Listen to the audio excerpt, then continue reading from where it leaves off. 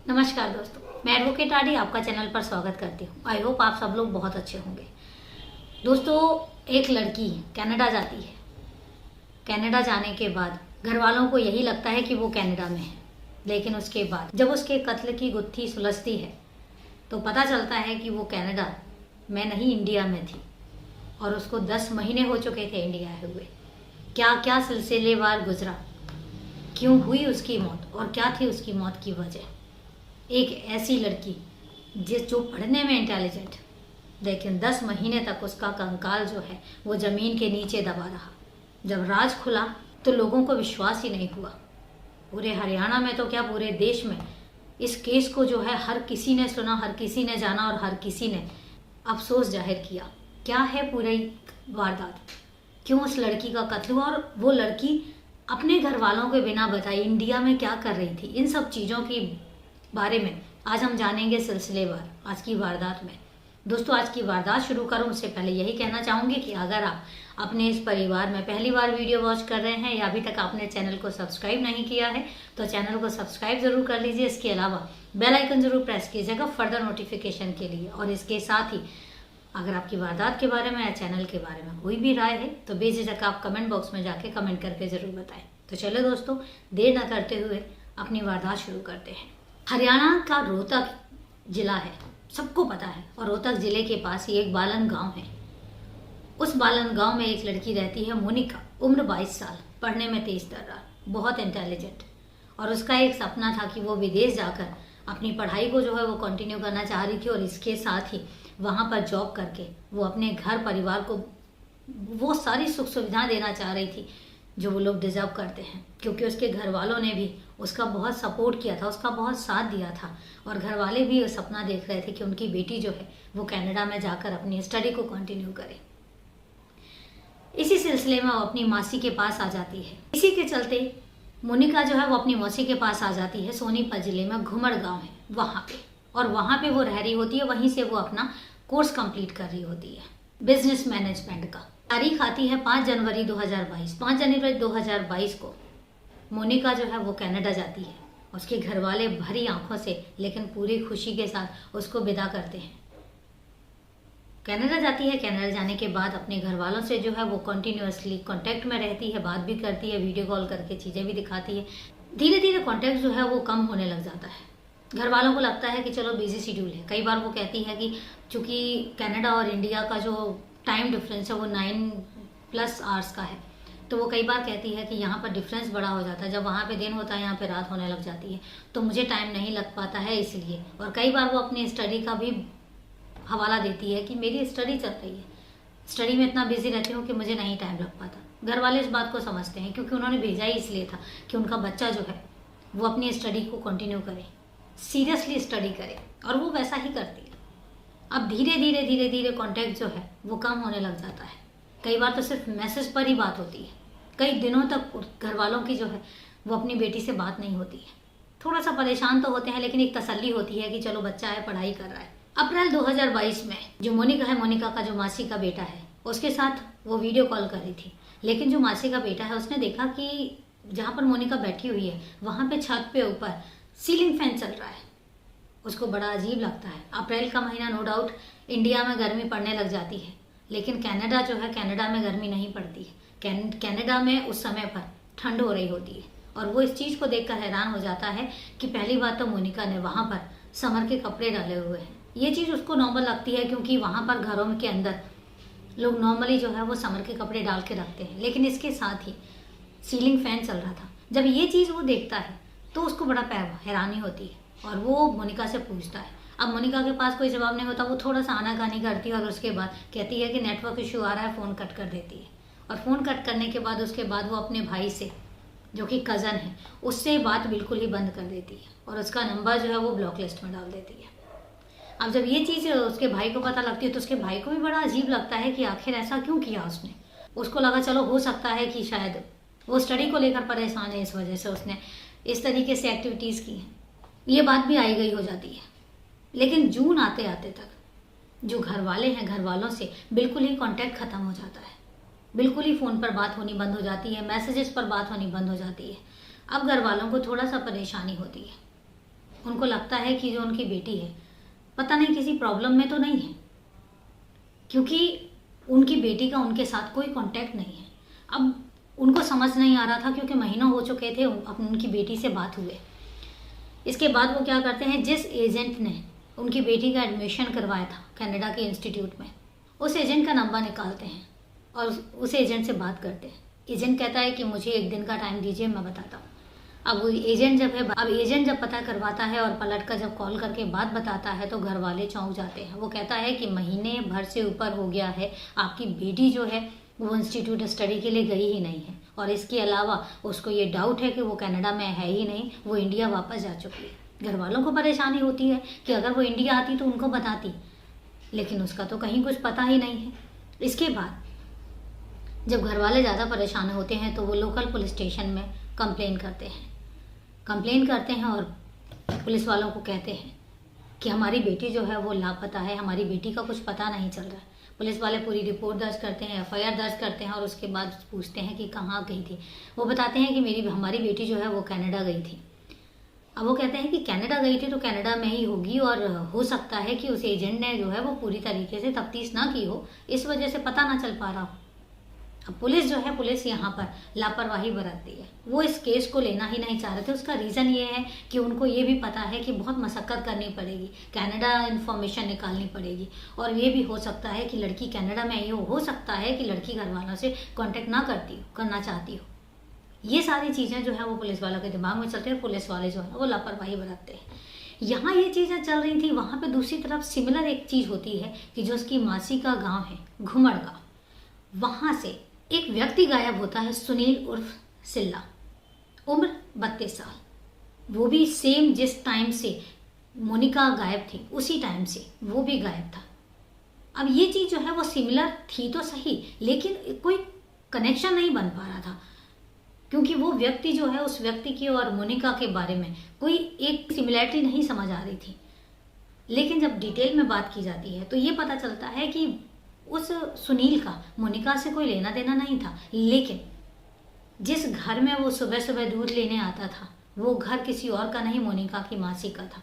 और इस तरह से जब मोनिका वहाँ पर रह रही थी तब भी सुनील वहाँ पर दूध लेने आता था और मोनिका को वो जानता था।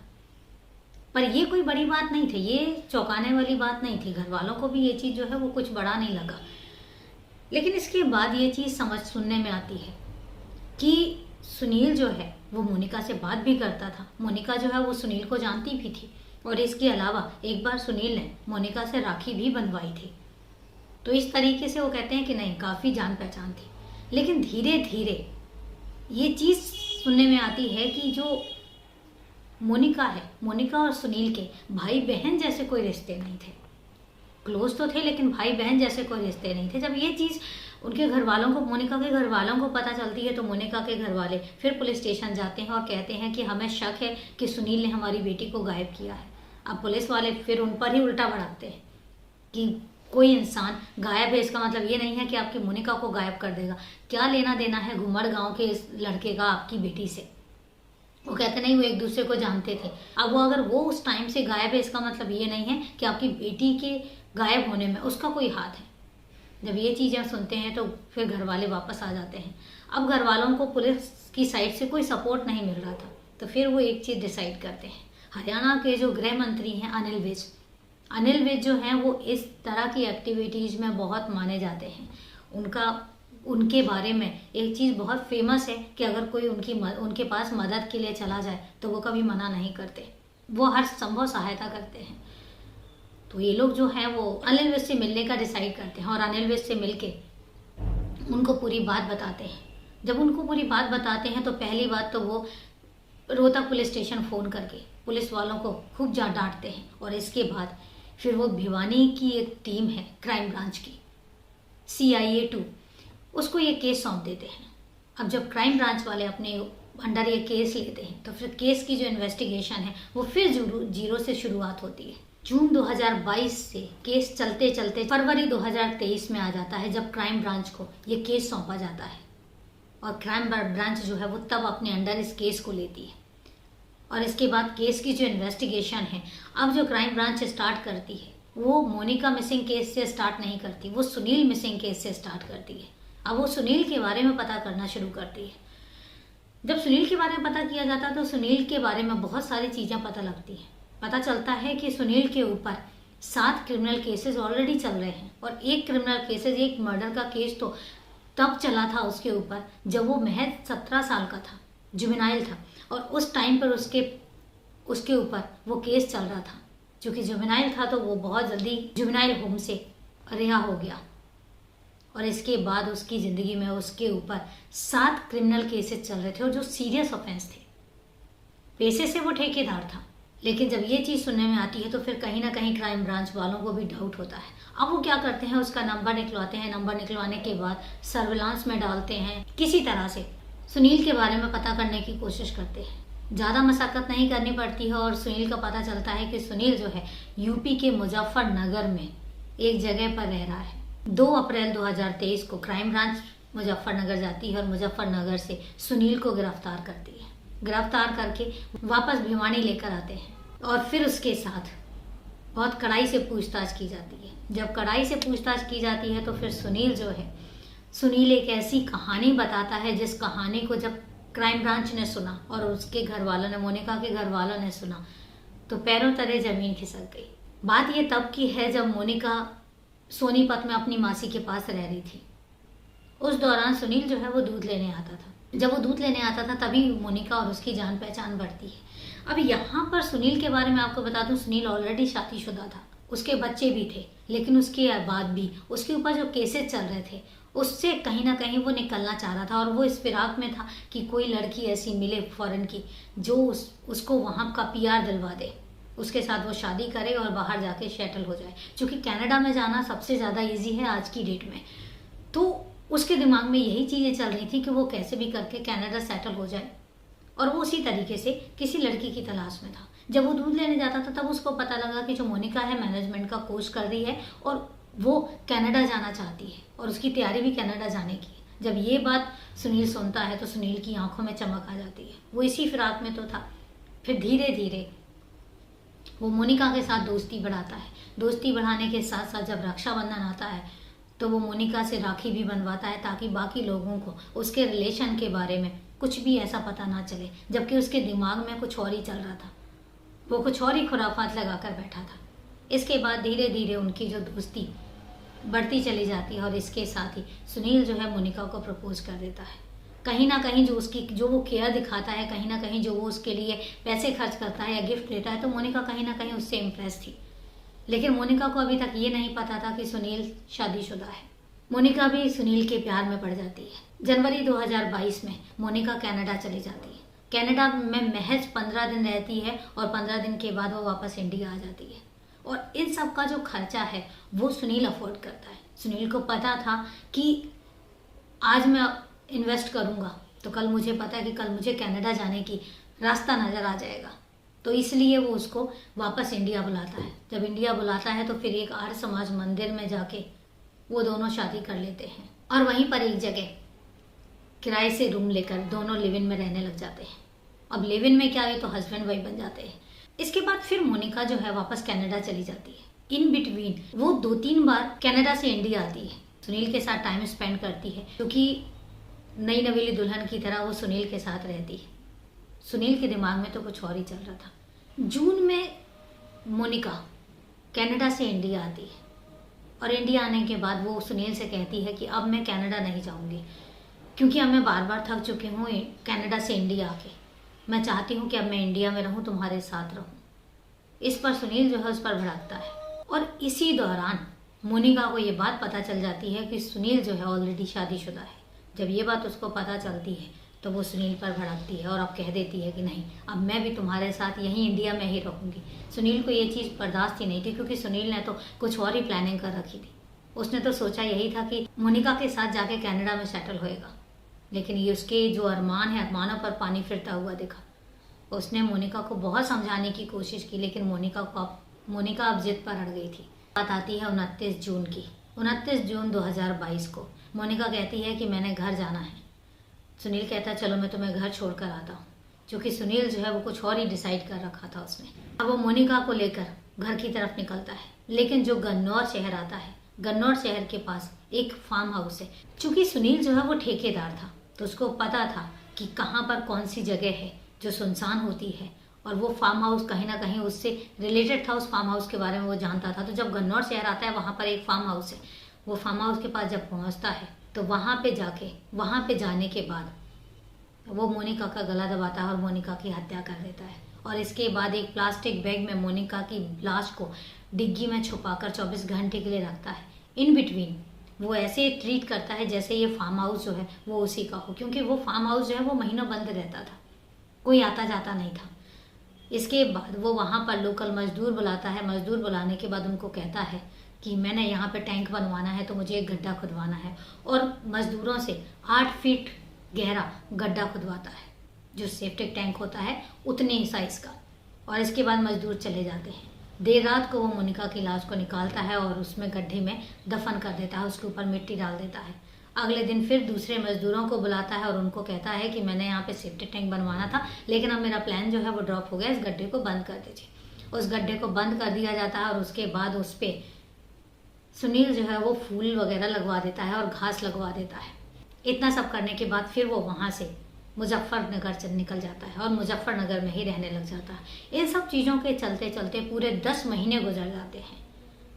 और 10 महीनों के बाद फाइनली 4 अप्रैल 2023 को सुनील जो है वो क्राइम ब्रांच वालों को उस फार्म हाउस के पास लेकर जाता है। और लेकर जाने के बाद वो बताता है कि मोनिका की लाश इस जगह पर दफन है। मजदूरों को बुलाया जाता है, खुदाई करवाई जाती है, तो वहाँ पर कंकाल के अलावा और कुछ नहीं निकलता। जब कंकाल निकलते हैं तो कंकाल का फिर डीएनए के लिए भेज दिया जाता है। और जब डीएनए आता है तो डीएनए जो है वो मोनिका के पेरेंट्स के साथ मैच हो जाता है। इससे पता चल जाता है कि वो जो कंकाल है वो कंकाल मोनिका का ही है। और जब घर वालों के बाद पता लगती है तो घर वाले सर पीट लेते हैं। उनका रो रो कर बुरा हाल हो जाता है कि उन्होंने किस अरमान से अपनी बेटी को कनाडा भेजा था पढ़ाई करने के लिए, लेकिन उन्हें क्या पता था कि बेटी कनाडा जाएगी लेकिन हमारे घर वापस कभी नहीं आ पाएगी। तो एक ऐसी दर्दनाक मौत, एक ऐसी होशियार लड़की का एक ऐसा दर्दनाक अंजाम शायद कभी नहीं देखा, कभी नहीं सुना, पर यह हकीकत थी। इसके बाद सुनील को हिरासत में ले लिया जाता है और इसके बाद चार्जशीट फाइल हो चुकी है। चार्जशीट फाइल होने के बाद अब केस जो है वो कोर्ट में है। देखते हैं कोर्ट क्या डिसीजन देता है। लेकिन जैसे ही कुछ डिसीजन आता है आप लोगों तक ज़रूर अपडेट किया जाएगा। क्योंकि ऑलरेडी उस पर 7 केस और चल रहे हैं, तो देखते हैं कि कोर्ट कैसे कैसे उसका डिसीजन देता है और किस केस का क्या डिसीजन आता है। तो जैसे जैसे अपडेट आते रहेंगे आपको इन्फॉर्म करती रहूँगी मैं। तो चले दोस्तों, ये थी पूरी वारदात। अब वारदात के बारे में आपकी क्या राय है कमेंट करके ज़रूर बताइएगा। तो मिलते हैं फिर कल एक नई वारदात में, तब तक के लिए नमस्कार, जय हिंद।